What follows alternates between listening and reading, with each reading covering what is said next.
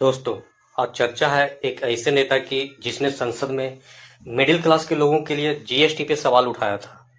आता है sir, middle class इस देश का सबसे देशभक्त क्लास है जो सबसे ज्यादा टैक्स देता है। और सर, जब नौकरी से लौटता हुआ साधारण पैंट शर्ट पहने मिडिल क्लास का आदमी मेट्रो की लाइन में खड़ा होता है तो उसे ये चिंता नहीं होती कि घर जाकर कौन सी पिक्चर देखूंगा या कौन सा पकवान खाऊंगा। उसे ये चिंता होती है कि मैं अगले हफ्ते अपने बच्चों की फीस कैसे भरूंगा। सिम नेटवर्क कंपनीज पे डेटा रोल ओवर का मुद्दा उठाया था उस डेटा, जो बचा हुआ डेटा होता है, ये एक्सपायर हो जाता है जैसे दिन समाप्त। और यहाँ तक कि डिलीवरी बॉय की परेशानियों का अनुभव लेने के लिए एक दिन डिलीवरी बॉय बनकर लोगों का पार्सल भी डिलीवर किया था।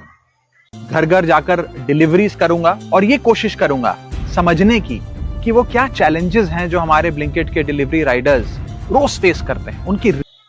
जी हाँ दोस्तों, मैं बात कर रहा हूँ अपने मुद्दों को बेबाक अंदाज में रखने के लिए पहचान बनाने वाले युवा नेता राघव चड्ढा के बारे में। दोस्तों, जिस पार्टी ने इन्हें पंजाब राज्य के राज्यसभा का सबसे युवा सदस्य बनाया, पार्टी का कोषाध्यक्ष के रूप में नियुक्त किया, उस पार्टी से बगावत कर लेना कहां तक सही है। वे उस पार्टी में रहकर लगातार लोगों के मुद्दे उठा रहे थे, जनता के लिए अच्छा काम करने का मौका मिल रहा था, तो उस पार्टी को छोड़ने का क्या कारण हो सकता है। राघव चड्ढा जी का कहना है कि आम आदमी पार्टी काफी भ्रष्ट हो चुकी है और उन्हें जनता के लिए काम करने का मौका नहीं मिल रहा था।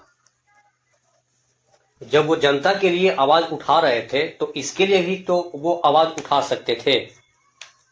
दोस्तों, मुद्दे की बात यह है कि कई सारे ऐसे नेता हैं जो कि दूसरे पार्टी में भ्रष्टाचार में पकड़े जाने के बाद बीजेपी के वॉशिंग मशीन में बिल्कुल स्वच्छ हो चुके हैं। बीजेपी के ईडी और सीबीआई के आगे कई नेता नतमस्तक हो चुके हैं।